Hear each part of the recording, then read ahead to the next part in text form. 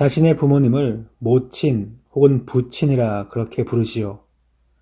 한 아들이 있었습니다. 산에 가서 나무를 해서 이제는 그것을 장에 내다 팔았는데 그걸 다 판 다음에 부모님을 위해서 선물을 사서 집으로 돌아오는 길이었습니다. 어머니는 그 아들 걱정이 되어서 밖에 나와서 그 아들이 제대로 잘 오는가 지켜보게 되었습니다. 아무리 바라보아도 아들이 오지 않자 부모님은 나무 위에 올라가서 아들이 오는 것을 쳐다보게 되었습니다.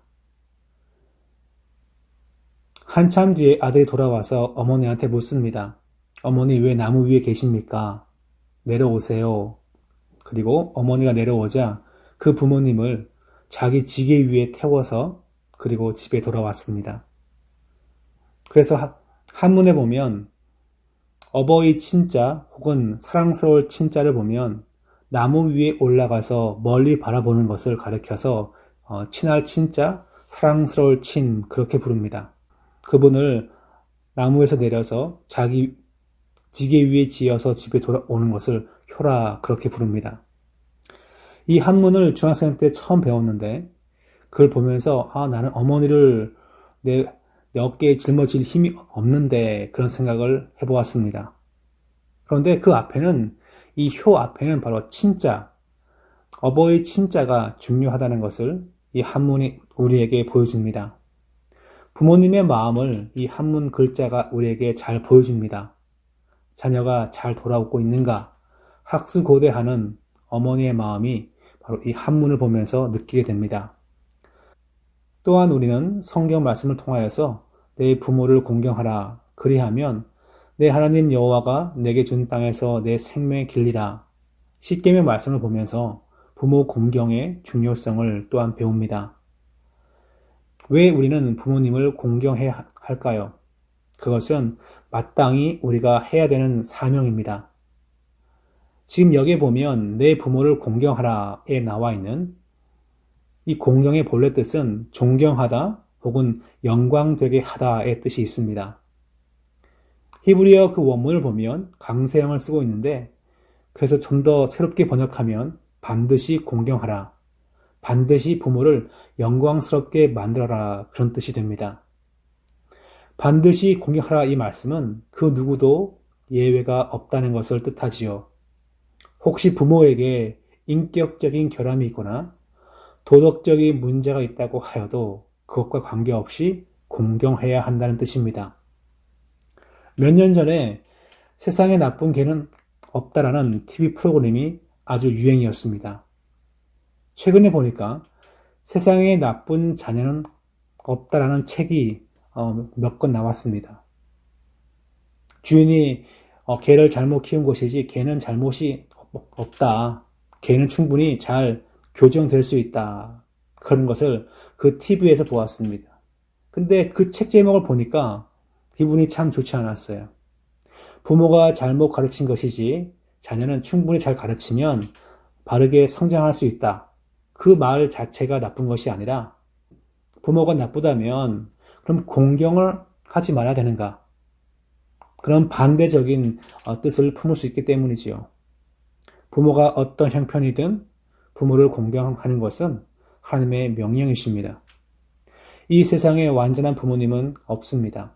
부모님이 유식하든 무식하든 정의롭든 비열하든 부모님이 선하든 선하지 않든 최선을 다해서 우리는 자녀된 의무를 다하는 삶을 살아야 됩니다.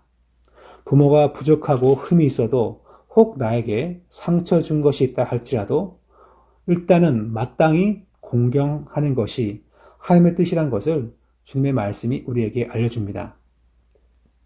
두 번째로 이 부모 공경의 귀한 뜻은 바로 주님께서 약속하신 것이 있습니다. 내 부모를 공경하라 그리하면 내 하나님 여호와가 내게 준 땅에서 내 생명이 길리라 그렇게 말씀하고 있습니다. 생명이 길다는 것은 그 히브리어를 보면 사역형 동사를 쓰고 있습니다. 그래서 이 말씀은 내 생명을 길게 하여 준다는 그 뜻으로 이것을 우리에게 말할 수 있습니다. 누가 우리의 생명을 연장시켜 준다는 것일까요? 인간의 생명이 자기 노력에 의해서 기울어지는 것이 아니라 하나님께서 연장시켜 주셔야 장수할 수 있다는 것을 우리에게 말하고 있습니다. 신약성경 에베소서 6장에서 여기에 한 가지 더 추가해서 말씀을 전하지요.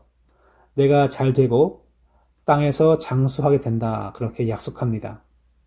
단순히 생명만 연장되는 것이 아니라 이 땅에서의 삶이 죽을 때까지 축복이 있다는 것, 행복하다는 것을 말하고 있습니다.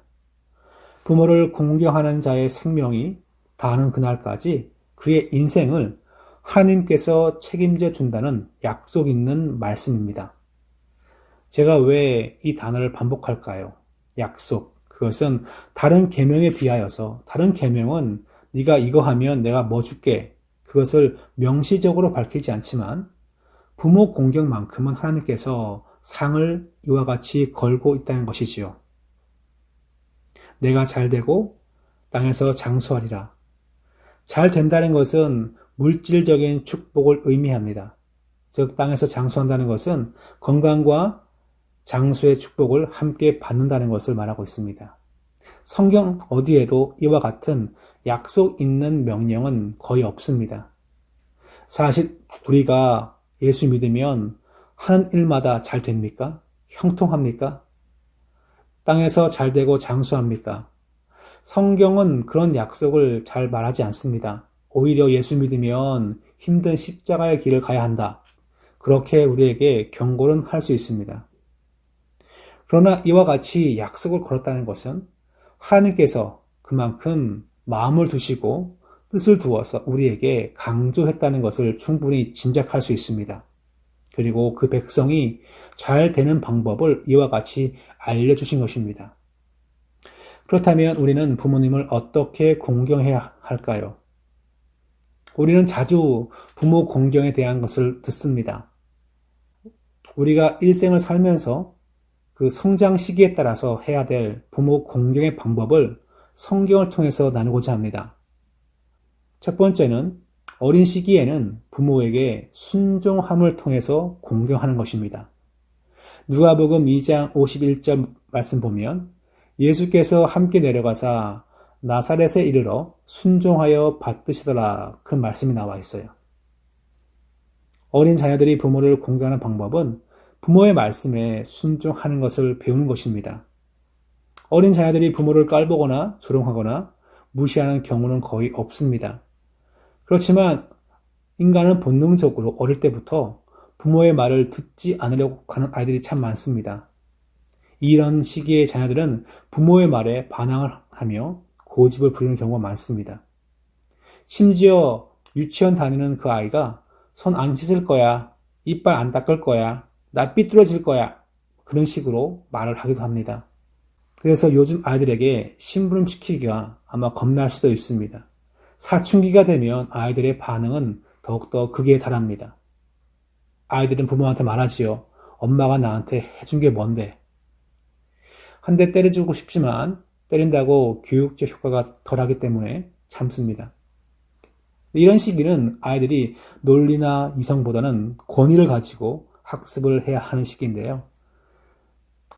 유명한 기독교 교육학자였던 파울러는 유치원 시기는 직관적 신앙을 배우는 시기라 그렇게 표현했는데 자녀가 논리적으로 신앙을 배우는 것이 아니라 부모의 신앙에 동화되는 시기라 그렇게 말합니다.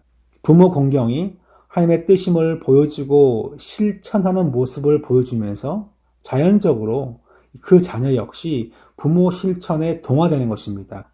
물론 초등학생이 되면 논리적이고 이성적으로 풀어주는 것도 필요합니다. 여하간에 아이들에게 할 말은 예수님도 그가 그의 육신의 부모에게 순종하면서 성장하였다. 너 역시 부모의 말에 순종하는 것이 네가 복되고 행복하게 사는 방법이다. 그것을 가르쳐줄 사명이 부모에게 있습니다. 청년의 시기에는 부모를 겸손히 부모님을 인정해드리는, 존경하면서 인정하는 그런 자세가 필요합니다. 잠언 23장 22절 말씀 보면 너희 낳은 아비에게 청종하고 너희 늙은 어미를 경히 여기지 말지니라 그렇게 말씀합니다. 청종이란 것은 잘 듣고 순종하는 것이고 그 다음에 경히 여기지 말라, 그것은 무시하지 말라는 것인데요. 우리가 들을 청자, 순종 종자를 써서 번역을 해놓았지만 본래 히브리어는 잘 듣는 걸 말합니다. 부모님이 말씀하실 때 잘 듣는 거죠. 귀담아 들은다는 것은 순종이 자연스럽게 따라오는 것입니다. 보통 청년이 되면 그리고 장년이 가까우면 부모님 말씀을 잘 듣고 따르려고 하지 않습니다. 대부분의 청년의 시기가 되면 많이 배우고 생각도 많아지고 경험도 많이 쌓이게 됩니다. 이때부터 눈에 보이기 시작하는 것이 많이 배우지 못한 부모님의 참 연약한 모습이에요. 자기들 생각할 때 부모님의 생각은 캐캐 묵은 것처럼 보이고 시대에 뒤떨어지는 것처럼 보이고 또 실제적으로도 약간 지식이 떨어지는 것처럼 부모님이 보일 수 있습니다. 대부분 이때의 부모님의 말씀을 무시하고 아버지의 말씀을 무시하고 어머니의 그 행동을 깔아내리는 그런 경향이 있습니다. 아버지의 충고가 시대에 뒤떨어진 것으로 충고한다라고 생각하면서 무시합니다.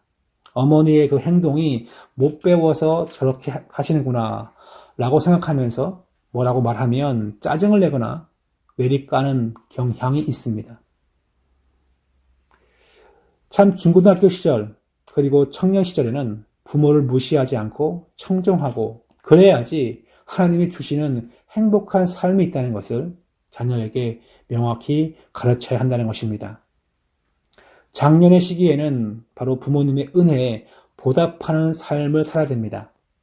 디모데전서 5장 8절 말씀 보면 누구든지 자기 친족, 특히 자기 가족을 돌보지 아니하면 믿음을 배반한 자여 불신자보다 더 악한 자니라.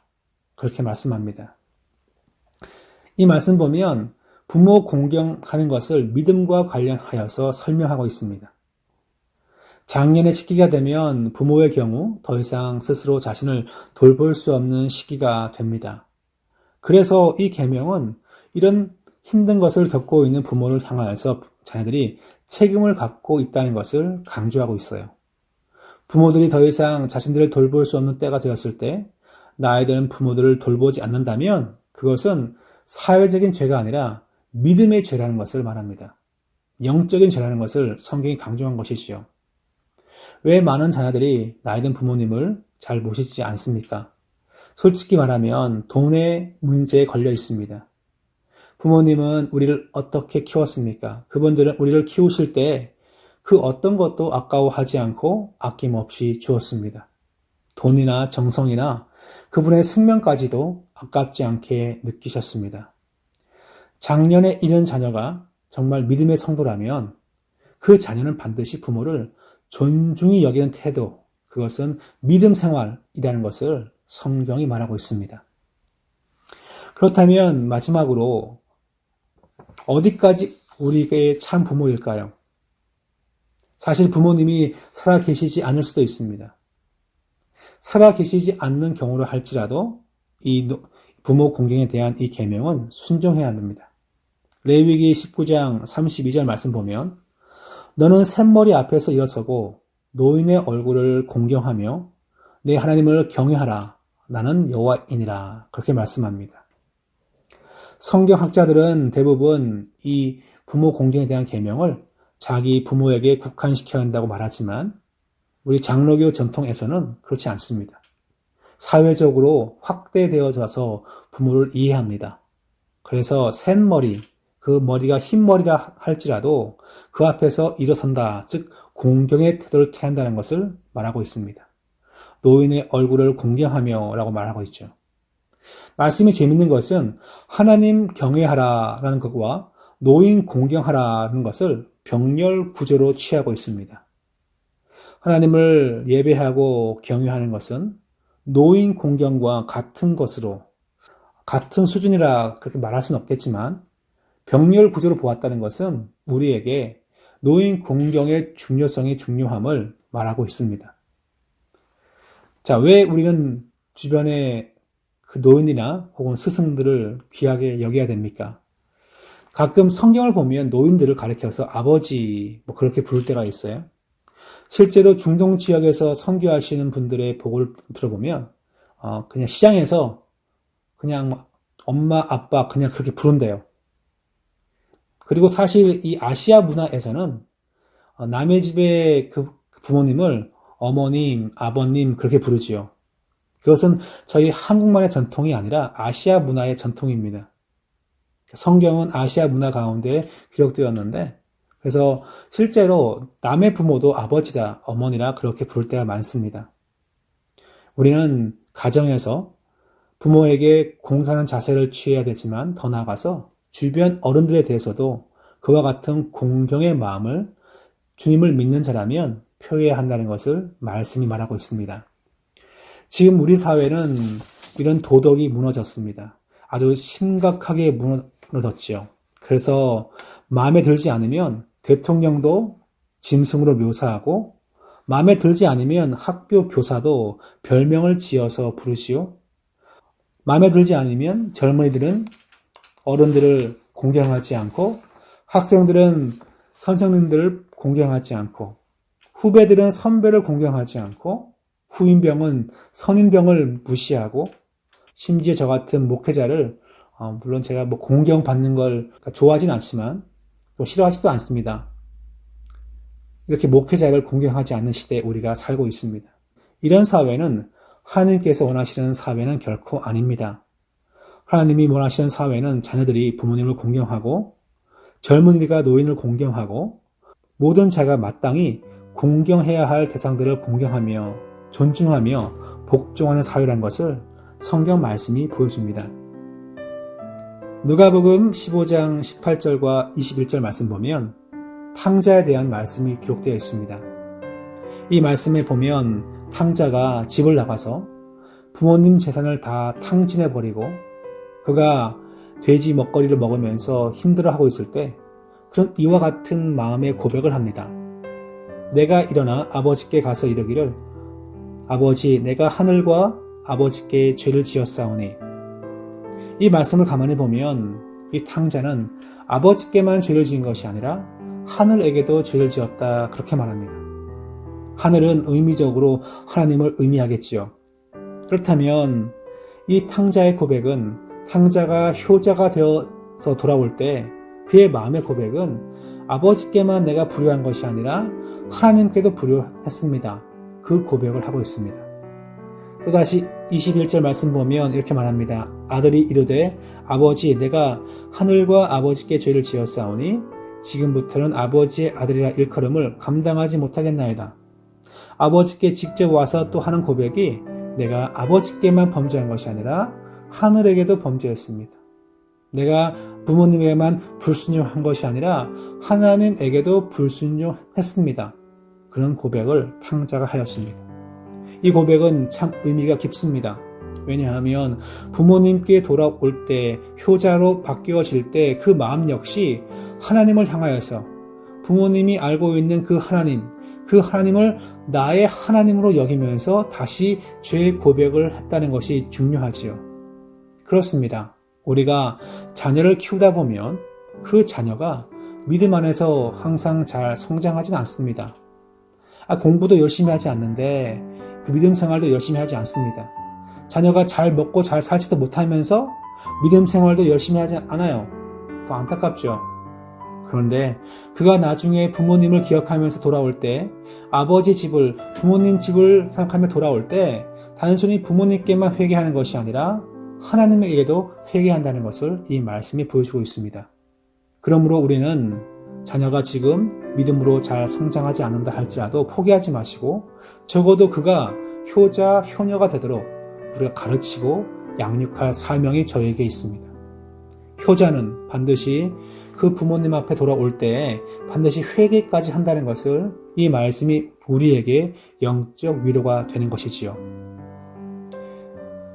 어버이 주일을 보내고 있습니다. 누구나 다 어버이가 있고 누구나 섬길 부모님이 있습니다. 그들을 위해서 감사하고 이제는 그들을 위해서 기도하는 그런 자녀의 사명을 잘 감당하시기를 부탁드리겠습니다.